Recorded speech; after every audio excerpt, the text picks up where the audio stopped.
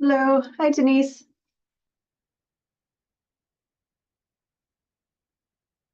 Can you hear me?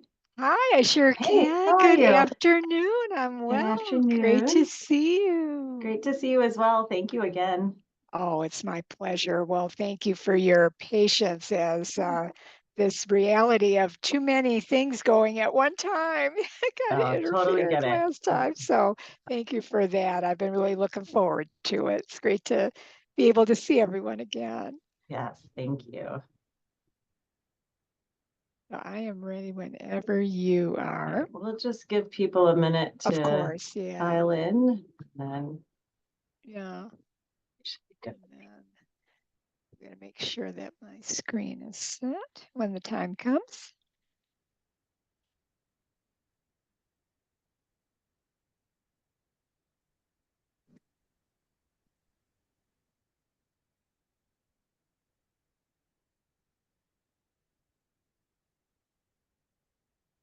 See some familiar faces and names coming in. Yes.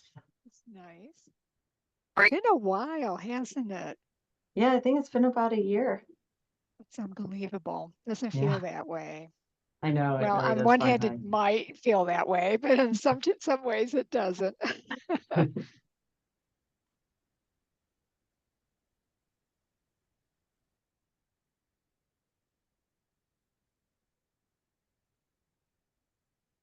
Okay. Just give it another minute or so. Of course.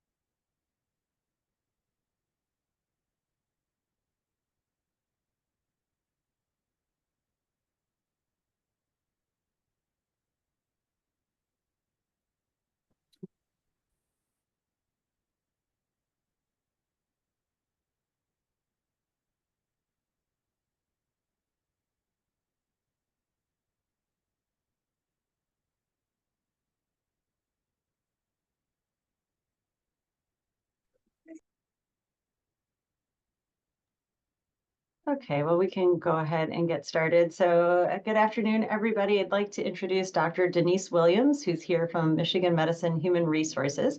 She's also a member of the Wellness Advocate Network here at Michigan Medicine. She has extensive experience leading organizational learning and development in complex organizations, particularly in the healthcare sector.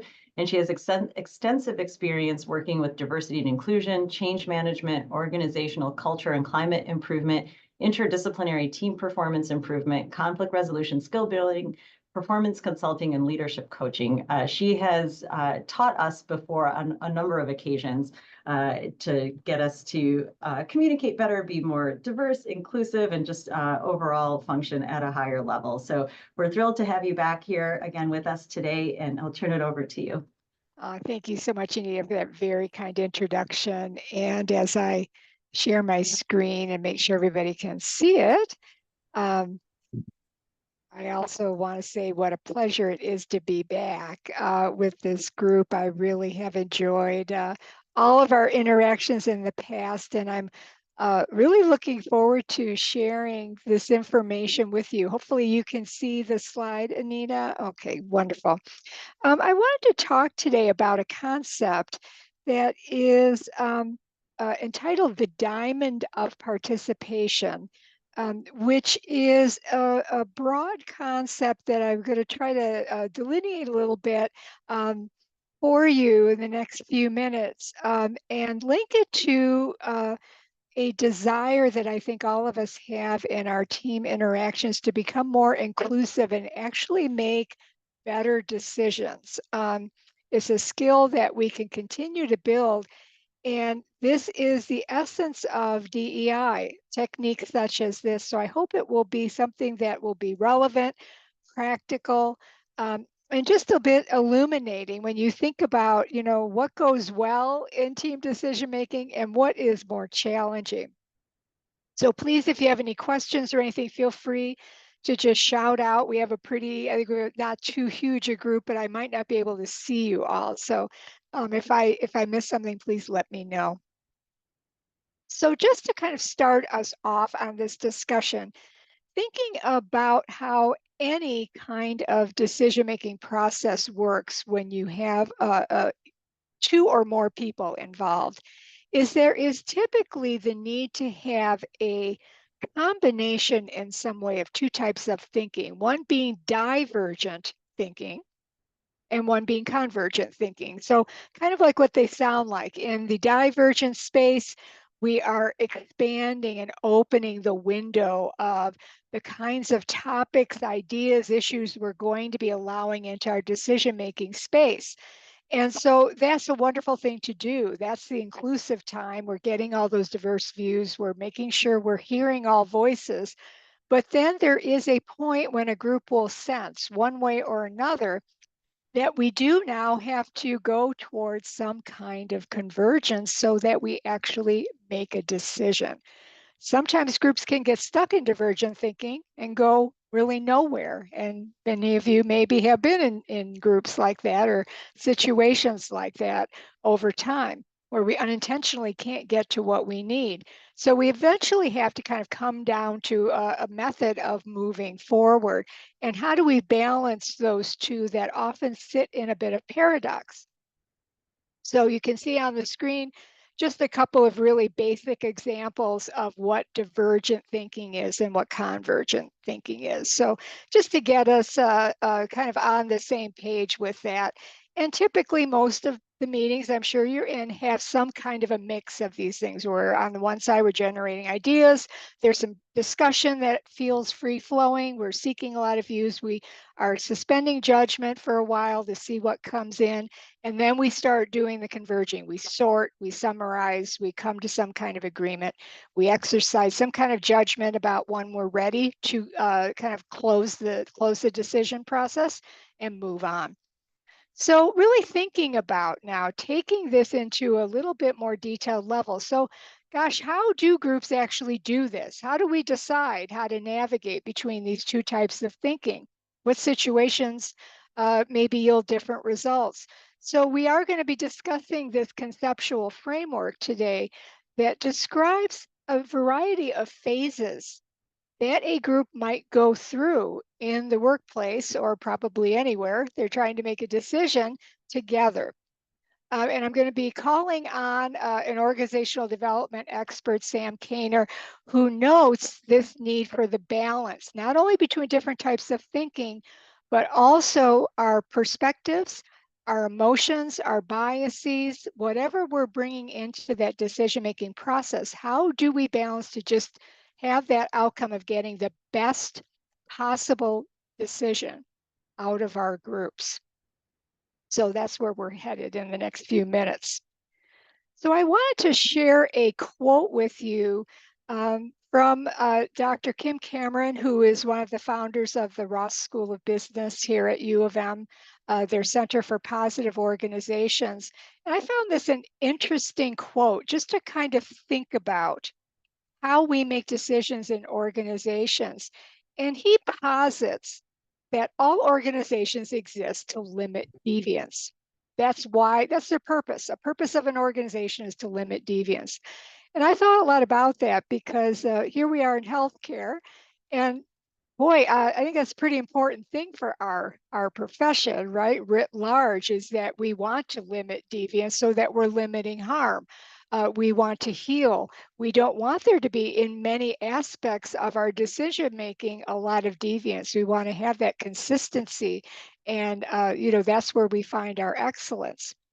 However, in many types of decision making, limiting deviance may have a limiting effect. And so I won't go through this entire table with you. You'll of course get all these slides afterwards. But he talks about not all deviance is negative, because often when we hear that word deviance, our bias structure may lead us to uh, negative deviance, deviance from whatever the status quo is. So looking in the middle of that table that you see with all of the different dimensions along the left, look at the adjectives in the middle ground. That is our status quo, where we are doing good work, where we've limited what we hope will be the negative aspects of deviance. So we have all these dimensions here, where especially when you start to look down to the normal status quo in an organization: profitable, effective, efficient, reliable, ethical, helpful coping. And so we erect a lot of structures in our organizations and how we make decisions, how we communicate with each other, who we include and who we don't, often to avoid the negative deviance part of the equation on the side, where we don't want to have any of these things happening.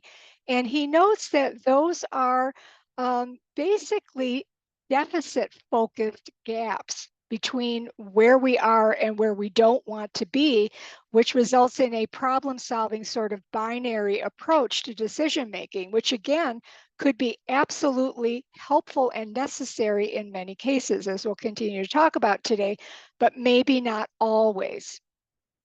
He then introduces us to this concept of positive deviance, which is on the right side of the table, where we often don't pay a lot of attention because we're so busy keeping ourselves here. There may be pockets of this, but we're afraid of slipping over here into negativity.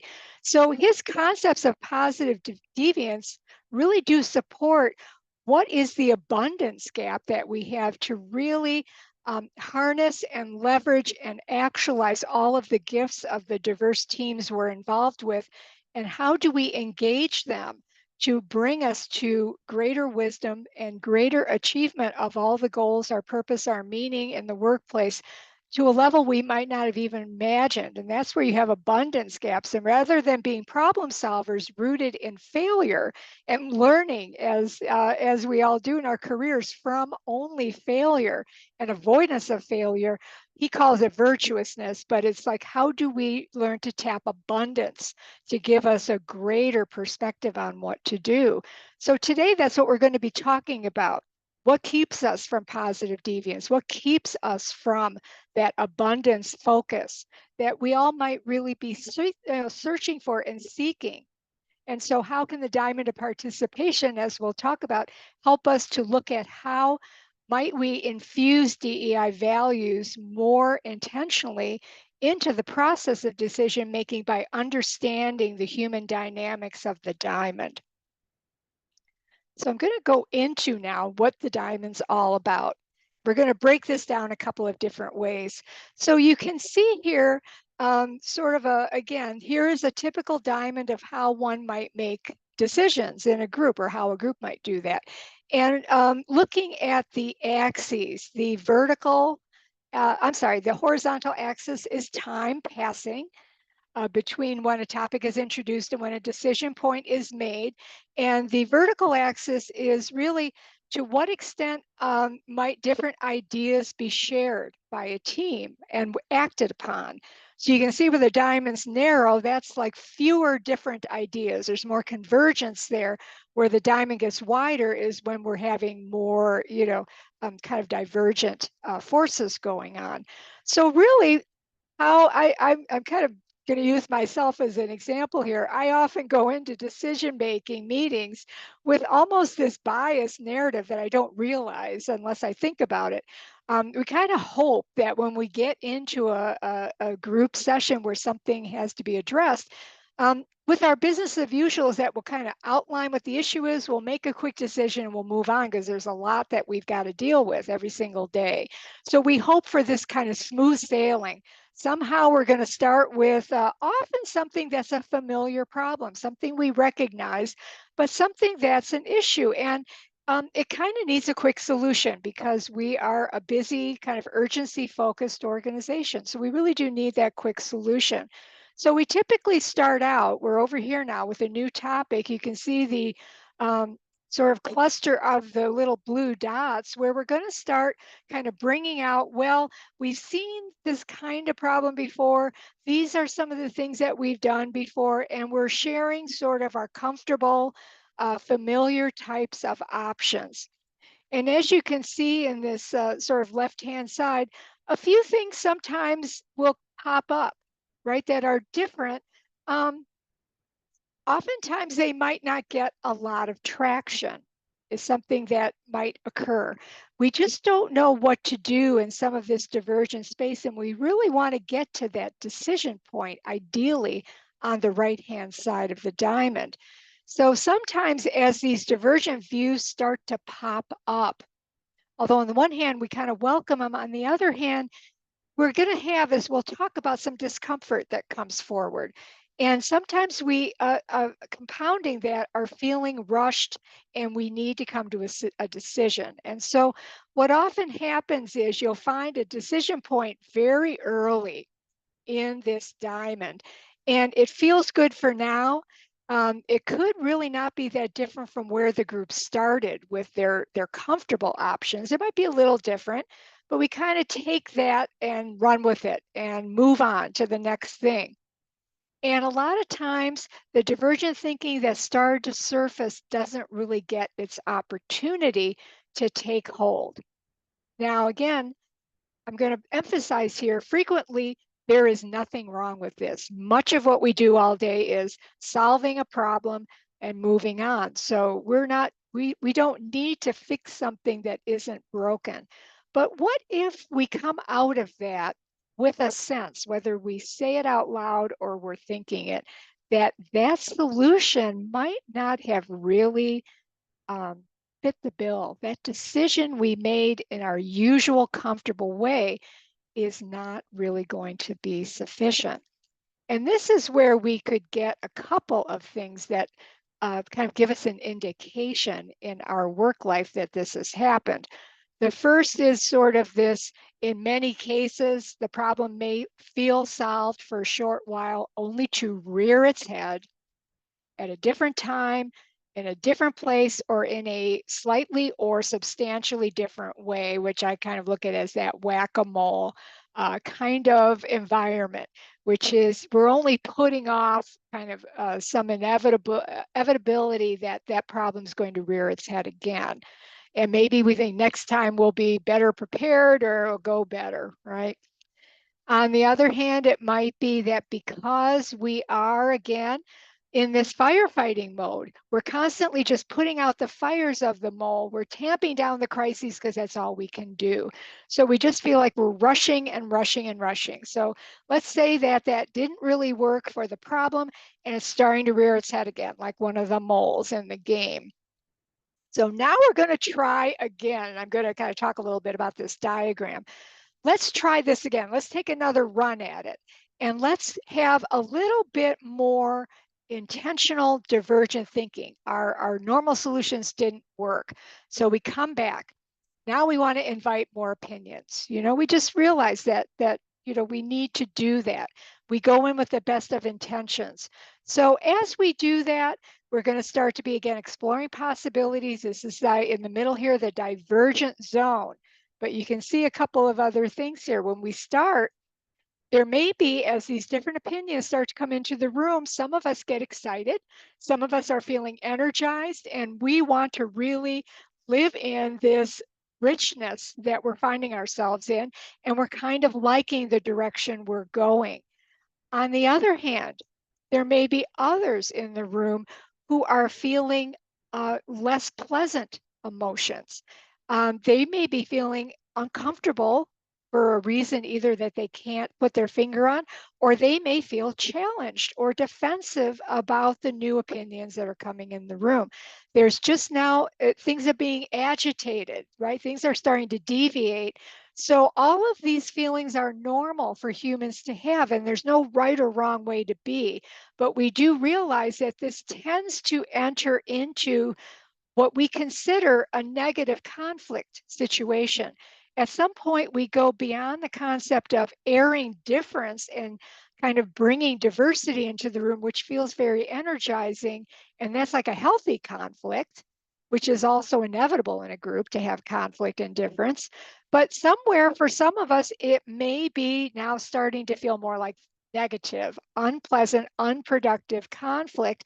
And then I have this little picture of a watch down there, or a clock. We then, of course, continue to have that pull and tug of urgency. You know, that we're starting to feel like we're spinning our wheels. I feel like this decision point is getting farther and farther away. We're starting to feel a little bit muddled here, and we start to all feel bad. And when we think about, you know, this is a reflection question for you, is wow, if you recognize this kind of a dynamic and you sort of know when your group might enter it, how are people reacting when this stage happens?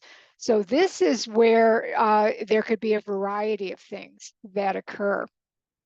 So what might occur, and what commonly does occur, that the discomfort level starts to rise to a point where through a variety of reasons, but mostly this sense of conflict and of urgency, that a group says, look, we have got to get moving. You start to hear things in this zone around, again, we're spinning our wheels. I'm confused. I don't know where we're going.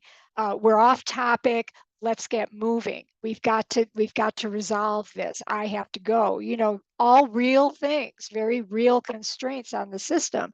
So we start to push towards the convergence that we need to get to the decision point. But now there's, you know, things have been disturbed.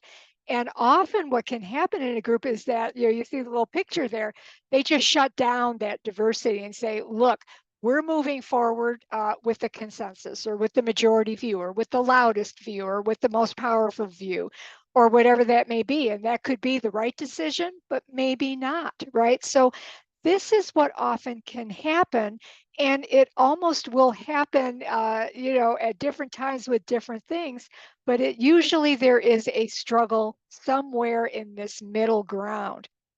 So when we think about this sort of, that we hope it will all work, there's sort of an idealized view, right? We're going to talk, we're going to get this nice divergence, and then we're all going to magically converge on a few good ideas, and they're just going to magically coalesce into a decision that we all feel happy about, and we all walk out of the room of one mind, you know, having actually heard all the diversity. And so that's what we want to happen. But there are so many times when we're in this middle ground that it doesn't happen for some of the reasons that I just outlined. So what Kaner and his colleagues really analyzed, and have been analyzing for many years, is what is going on here? What is going on in this middle road? And, you know, it feels pretty influential into what kind of a decision point you'll achieve. So, you know, it could go different ways, right? You could come out with no decision. You could come out with an okay status quo decision that might serve you for a while, but then it keeps coming back. Or you could have a transformational, positively deviant decision. What do you want, and how are you going to get whatever you want? So he talks about this middle ground where I have the question mark as something called the groan zone. And when I found this picture of this child, I thought, you know, that's kind of how it feels when you're just stuck in that middle, where it's very uncertain. It's feeling very complex, and everyone's emotions are running high one way or another, and people are feeling very frustrated. So to talk a little bit more about this missing element that we often don't discuss openly, and why this, of course, links to DEI. So that groan zone is this stage where we struggle to make sense of a diverse group of opinions, ideas, and perspectives that have been gathered and brought forth into an environment through the divergent thinking process. So it's actually that struggle is an artifact of us trying to grow into a different way of looking, perhaps, at an issue. So, really, the more robust and diverse and rich our discussions become, and the more perspectives enter the room, it is going to feel like a struggle, even for people that are really energized. It's still a struggle. It's different for us. It's a change for all of us. But what's so important to remember is that this stage is normal and natural when we have those robust conversations. And also, when we don't have them, we have discomfort that comes with that as well, that often is not stated or is minimized, or we just kind of buck up and move on. So really what this stage of the grown zone is where we can start to make sense of a very complex landscape. And just because we may choose at times not to see that landscape does not mean that it isn't there. And it doesn't mean that it isn't exerting an influence, whether we choose to see all of it, as much of it as we can, or very little of it. So really, it's a place where a group can learn to be together in a robust sense of camaraderie and shared purpose and shared meaning, to really look at now, we are diverse, we are different, but there's also so much common ground that we share. And where is that common ground?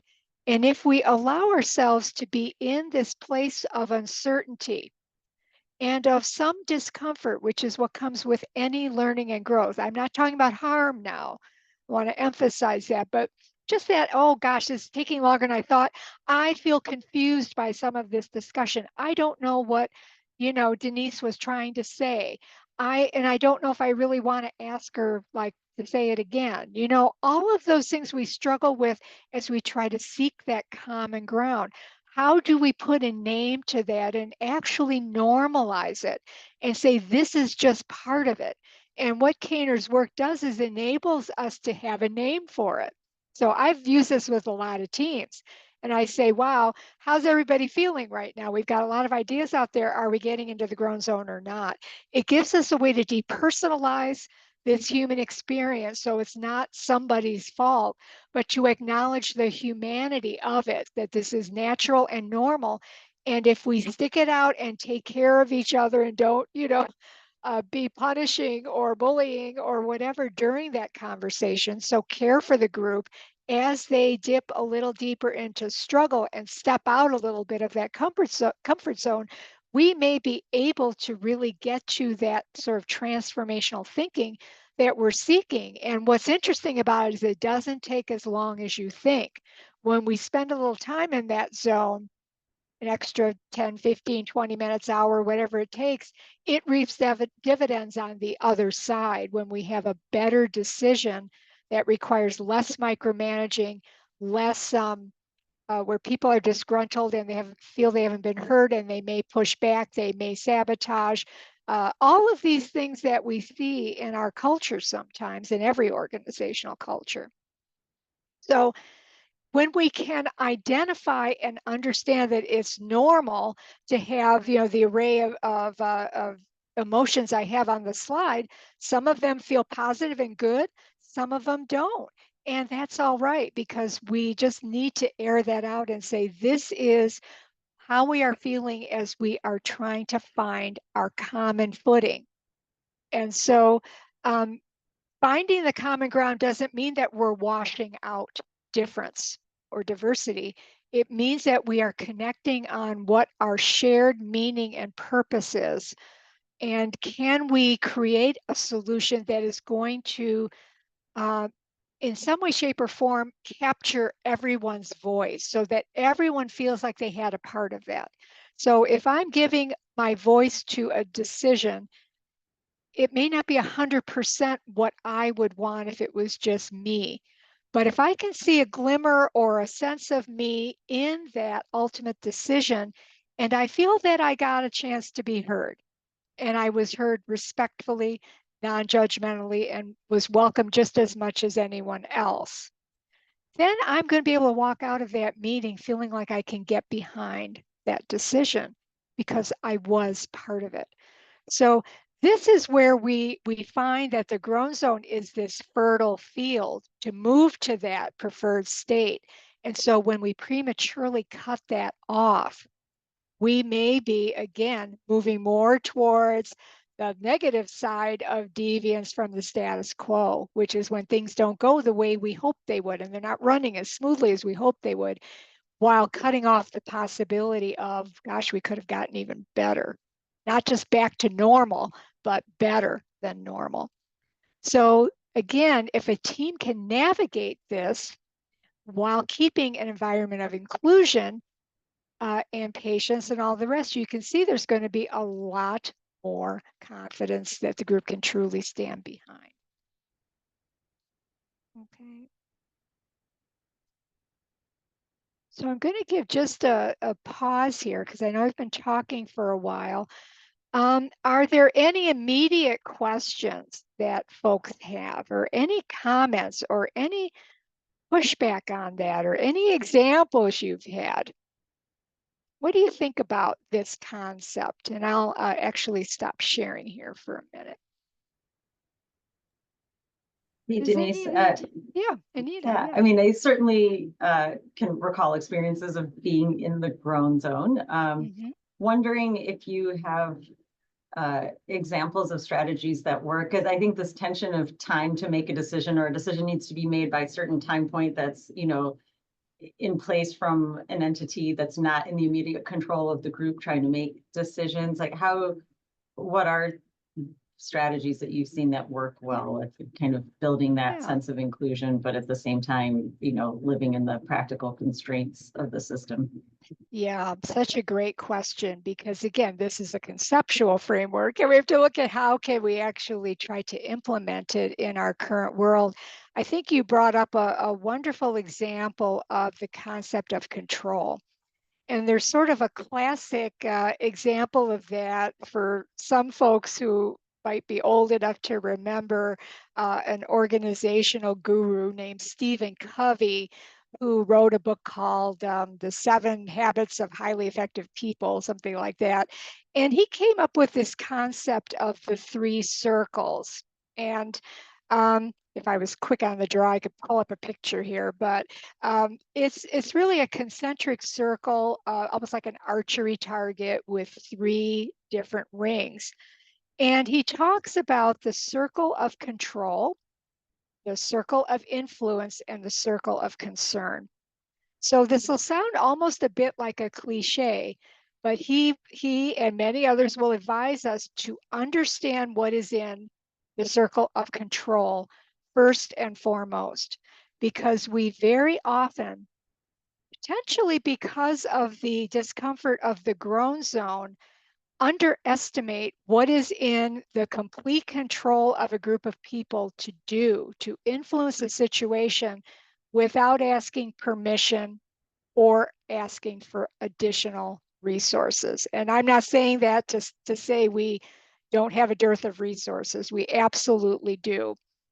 However, do we fully actualize what that means? What does it mean to really bring a diverse interdisciplinary group of people together to really focus on what might that look like, where we can have some measure of control? Because you're absolutely right, Anita. A lot of times where we end up living is in, I'm going to conceptually look at the outermost ring, which he calls the circle of concern, which is where we have virtually no influence.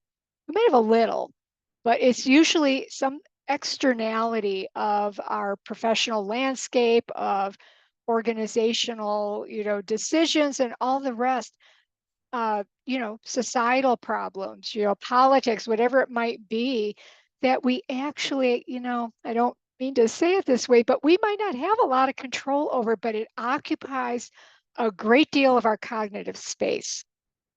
And it is that distrust of living in that area of concern which we want to try to tap into, because back to the concept of time, we spend a lot of time in this organization and any organization doing things that are not really getting us to optimal goals. And so if we could figure out how to reframe where we are putting our energy, towards a different end, we might be able to ironically spend less time on the decision and grow that middle, which is our area of influence, by truly leveraging who we have. Like, who do we want to be? You know, if as it is intact, I don't know, you might have folks from other areas here, but you know, intact groups you're in. Who do we want to be? What kind of a team do we want to be? Are we focusing at all on that? Because there is exponential energy that comes from that that we have not tapped. And I'm not saying that like from a performance kind of perspective. It's really more of this abundance that makes itself manifest. Think about a time when you were working on something, whatever it was, something you love to do, let's say professionally, and you were in that zone. You were in a zone where the time could go by, you're fully engaged, and you could have been hours and you thought it might have been minutes. And you're not exhausted. You might be a little tired, but you're actually buoyed up, you're energized. That's what we're seeking. We're seeking to create abundant spaces. I'll give a really quick example from here in Michigan Medicine, a large clinical area that's really trying to embrace um, this positive deviance concept. And they had to hire a new position. So typically when you hire a new position, I'm just going to make an archetype here. What you do is, I have an opening for X. I go in, I pull out my job description from the last time I hired for that role. I might look at it a little and I post it. Okay, I go pull out my questions, I go through the process. And you know what? When we do that, we get a good candidate. We will get, and for us, good is incredible because of the type of organization we are and the type of talent we can attract. So it's not like we will have a failure if we do that, but we were in an environment where I sort of challenged that group to say, but what if you wanted like the most unbelievable candidate for this role and maybe an entirely different role? So we went through some processes that I won't delineate now, but they ended up in a transformational state. Not only did they end up upgrading this role and getting it approved so they could do even more than they had imagined for the clinical team. This was an administrative role. And that got approved, by the way, in this, very complex, because it was a patient facing, but it wasn't, a medical role. But they were able to get a higher level of funding, and they ended up changing their entire workflow to make this a more effective role. And so they ended up attracting someone who would never have looked at the role, because we asked them when they took the job. They said, if I had seen a typical role, I wouldn't have even come. But now they've got this superstar. And we actually measured, given that if they had gone a status quo way versus even being facilitated into how to do this differently, they would have still spent the same amount of time on interviewing the candidates, right? So putting that aside, it was only about an extra 8 hours. Now that sounds like a lot for a small group of folks, but that 8 hours had ripple effects in a positive way that changed the whole landscape of how that clinical team is going to be running their center moving forward. So it's just an example of when we refocus and get ourselves out of, and I invite pushback on this. At some point, we are needing to get ourselves out of this trap of urgency. We've got to start looking at it somehow. And I don't have the answers, but I think this organization's wisdom collectively does. It's just a matter of, are we finding it?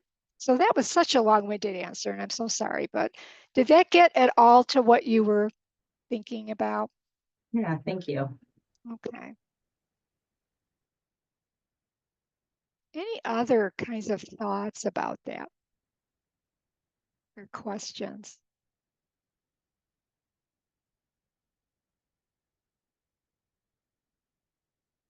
I think a lot of this is really experiential. And I don't know if anyone has had an example where this they've experienced this in a team.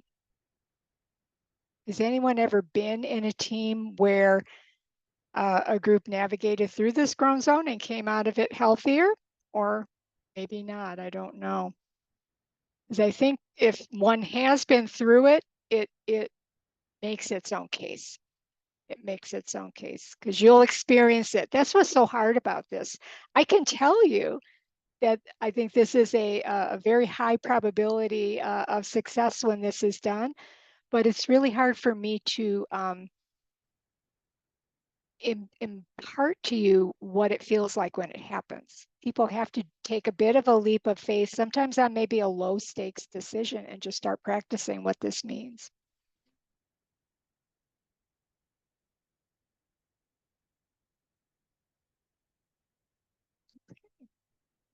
Well, if there are any thoughts about that, feel free to, I don't know how accessible you are to chat or anything. You could be in many different places, but feel free to put it into the chat.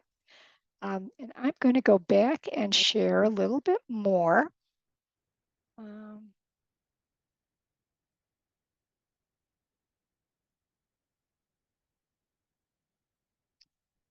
Just a second here. Forgive me. All right.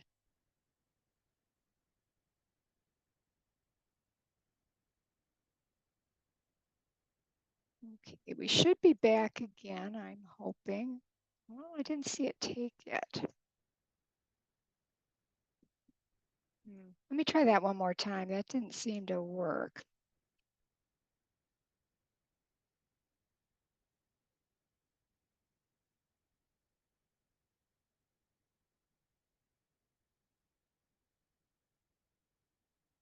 All right, that I'm hoping is better. All right, so I wanted to chat a little bit about how to theoretically survive and even thrive in the grown zone. Now, these are just some tips, so please take them kind of for the level that they are.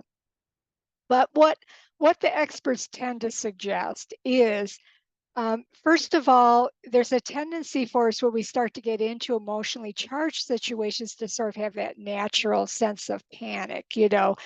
So really to look at that half of the battle is recognizing and normalizing in a humble, sort of vulnerable way that we may be entering the grown zone. And that gives everybody almost a release of energy right there, that they don't have to maintain a certain level of tension around this fact that when we are collaborating, we are going to have difference and we actually want that. And so how do we start to just relax some of that tension that may be contributing to defensiveness or to people not feeling that they can speak up?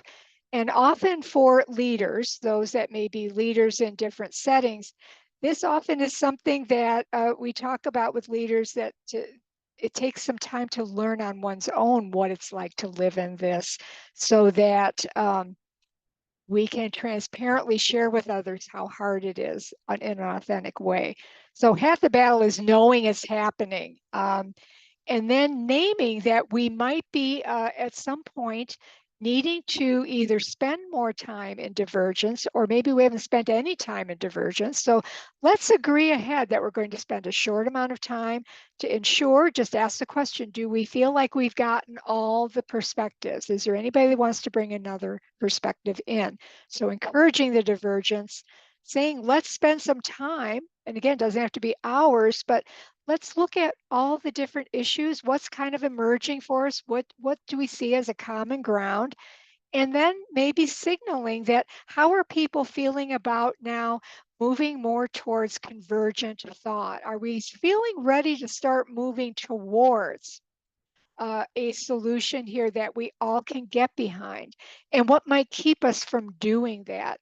And this maybe almost, Anita, relates a little bit to what you were saying before, is that there is a point where maybe we have to say, this is the time to move on and set those boundaries with the group, and then look at, what's the best possible solution to move forward.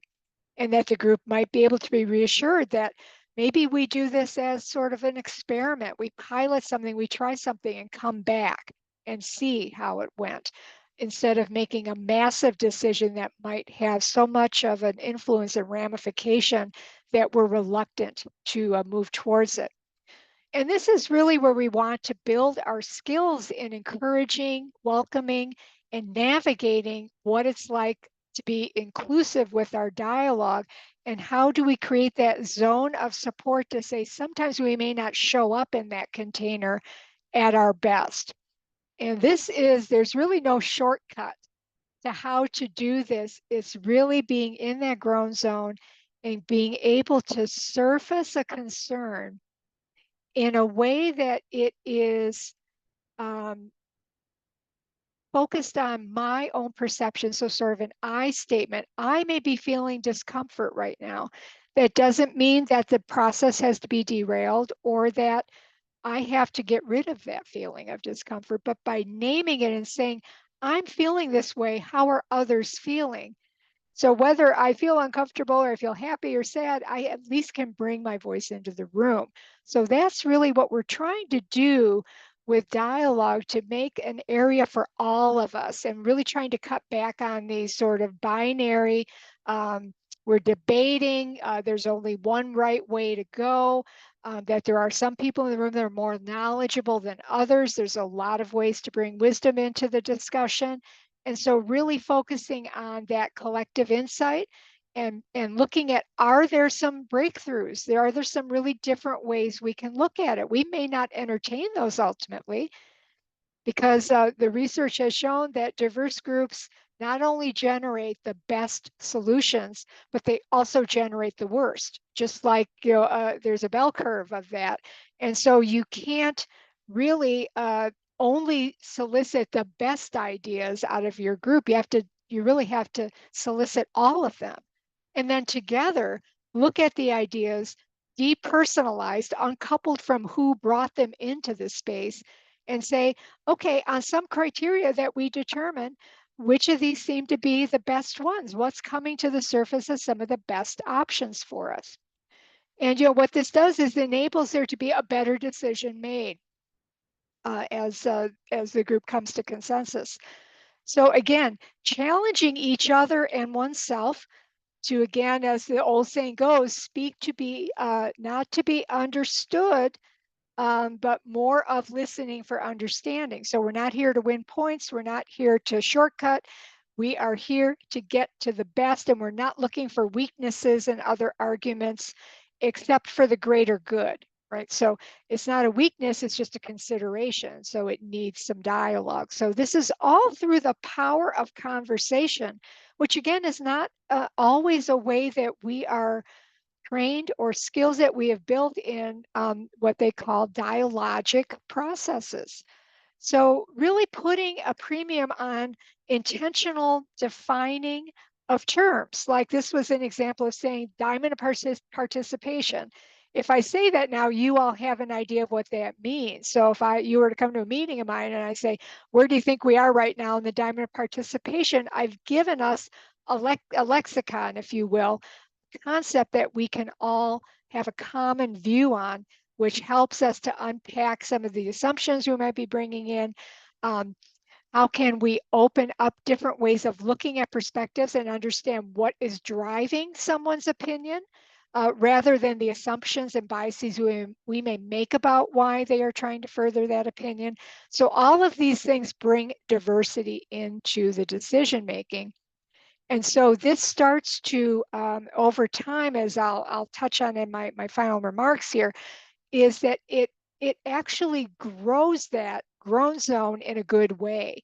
It really brings that richness, and people can stay in it longer and longer. And when there is discomfort, there's a trust in the process. The process is greater than the people even in the process. Everyone's giving their gifts to furthering that process. So when we do have to come to convergence, again, what are some tools to use?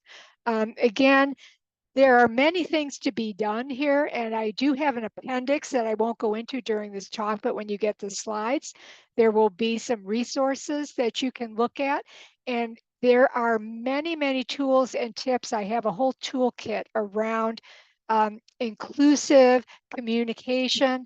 If you would like some additional resources, just email me, and I can be sure you have my email in the chat before we stop. So anyway, looking at what might be possible, trying out some very simple tools and techniques that can be helpful for a group that support convergence. You know, again, common ground.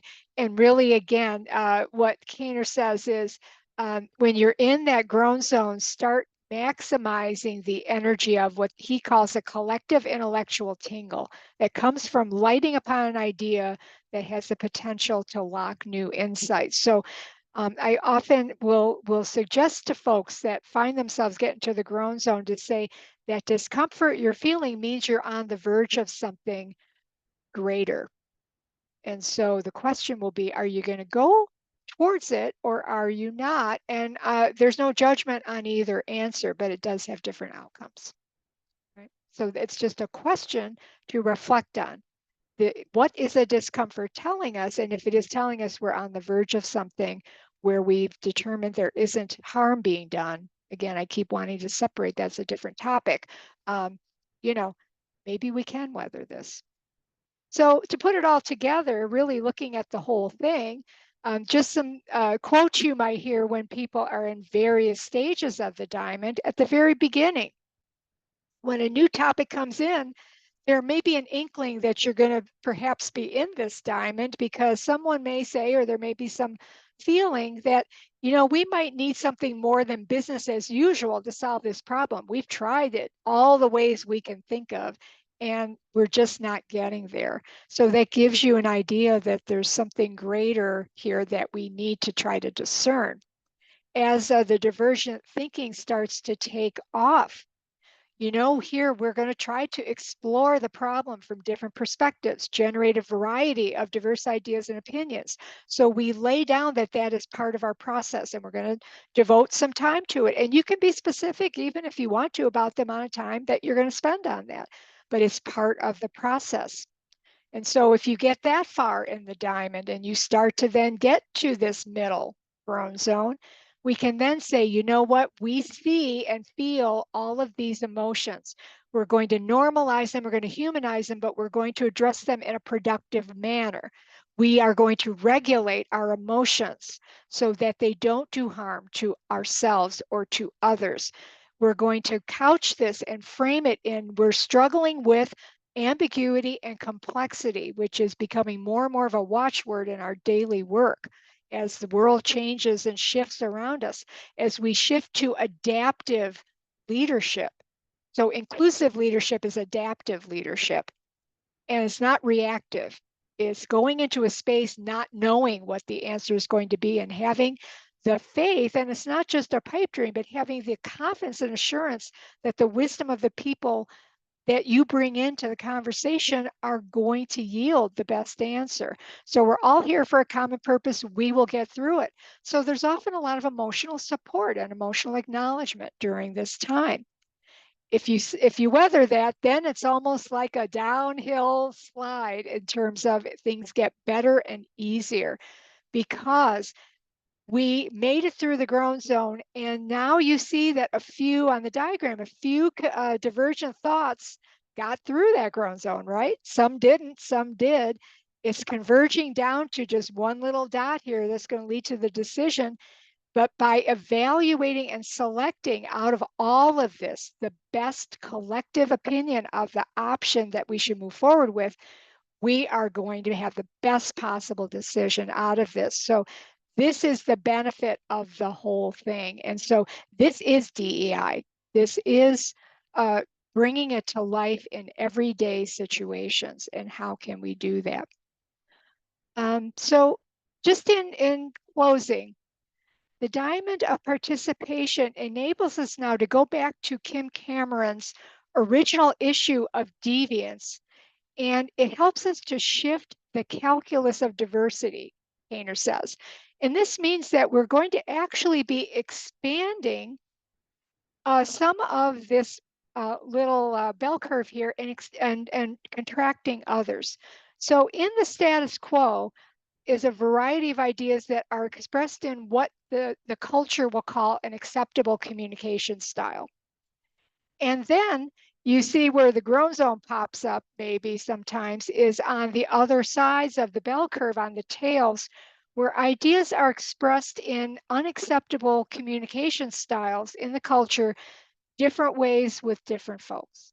All right, so what he's seeking to do is to look at how do we get out of, again, the grown zone when we start to feel the effects of this unacceptability of a thought, of a view, of a style of communicating, or things of that ilk. So, what happens when things are not presented in a way that any one of us or many of us would feel acceptable? What can occur? Maybe some people repeat things over and over again, right? And you might become fidgety. We may become impatient with more reserved members who speak slowly, or very thoughtful people who ask a lot of questions, not to attack, but to understand, or people that talk more or less or differently. We can be overwhelmed if a speaker goes on a tangent because they are looking at a very diverse landscape of ideas. They're seeing a connection between two concepts that others may not see, and it feels unrelated. It feels irrelevant to others in the room. How do we bring that forward? How can we help that person who's seeing an interesting connection to be more articulate about how to share what they see with others? These aren't, these are things where just people have different tendencies. They're not like one is a good talent and one isn't. So, but all of these trigger emotions for us. And some people may get very emotional, especially when they're feeling passionate about a topic. And how are we going to navigate what shows of emotion are going to be acceptable? Right now, again, we have to really, that's a nuanced conversation, which is out of our time today. But how do we come to those kinds of decisions? And that emotion isn't always a problem. It's a very important part of the data that's being generated by a group, how we feel, but it's not the only thing. So when we have impulsive decisions that are mostly emotion, they're probably not the most sound decisions. And so, how do we keep people listening when they feel uncomfortable? So really what this is all about is to shrink the unacceptable communication styles through learning together how we can best communicate. So it's not silencing anyone, but it's looking at how do we come together and bring the best of ourselves and understand the effects of our communication on others and come to a consensus. So if we can stretch the limit using this diamond concept, again, we commit to the good of the team, to the camaraderie and cohesion of the team that is focused on a common goal. And how do we help ourselves to expand into, sometimes it could be, how do we reduce negative deviance? How do we increase positive deviance? And how do we start to dismantle some of those things that are holding us all back? So really the goal for a leader or any member of a team as trying to make a decision is really to look at how do we build these skills in listening. So just in closing, I know we're getting to the end. These are some of the key skills that everyone can start to build. And there is a little bit more detail right after it, which I had planned to not read to you, but just to share with you as some possibilities of behaviors that teams could start to explore together in each of the stages.